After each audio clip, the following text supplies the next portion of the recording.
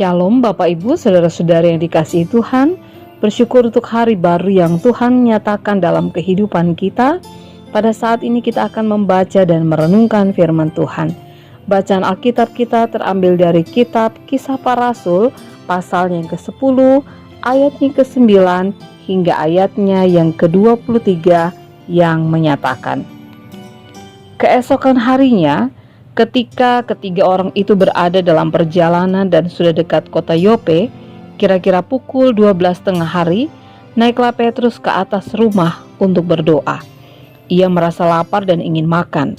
Tetapi sementara makanan disediakan, tiba-tiba rohnya diliputi kuasa ilahi. Tampak olehnya, langit terbuka, dan turunlah suatu benda berbentuk kain lebar yang bergantung pada keempat sudutnya yang diturunkan ke tanah. Di dalamnya terdapat pelbagai jenis binatang berkaki empat, binatang menjalar dan burung. Kedengaranlah olehnya suatu suara yang berkata, "Bangunlah hai Petrus, sembelihlah dan makanlah." Tetapi Petrus menjawab, "Tidak Tuhan, tidak, sebab aku belum pernah makan sesuatu yang haram dan yang tidak tahir." Kedengaran pula untuk kedua kalinya suara yang berkata kepadanya, "Apa yang dinyatakan halal oleh Allah, tidak boleh engkau nyatakan haram." Hal ini terjadi sampai 3 kali, dan segera sesudah itu terangkatlah benda itu ke langit.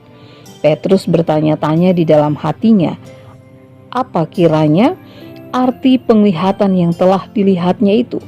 Sementara itu telah sampai di muka pintu orang-orang yang disuruh oleh Kornelius dan yang berusaha mengetahui di mana rumah Simon. Mereka memanggil seorang dan bertanya, apakah Simon yang disebut Petrus ada menumpang di rumah itu? Dan ketika Petrus sedang berpikir tentang penglihatan itu, berkatalah roh, ada 3 orang mencari engkau.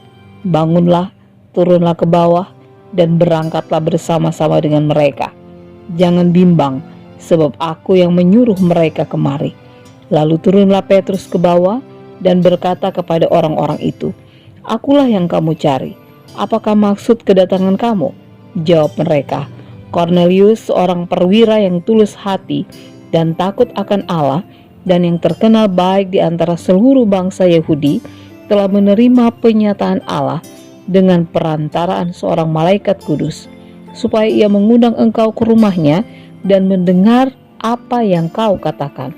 Ia mempersilahkan mereka untuk bermalam di situ.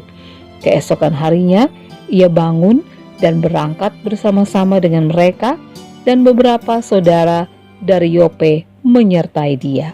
Demikianlah pembacaan Alkitab. Sebagai orang Yahudi, Petrus sangat paham tentang aturan makanan yang haram.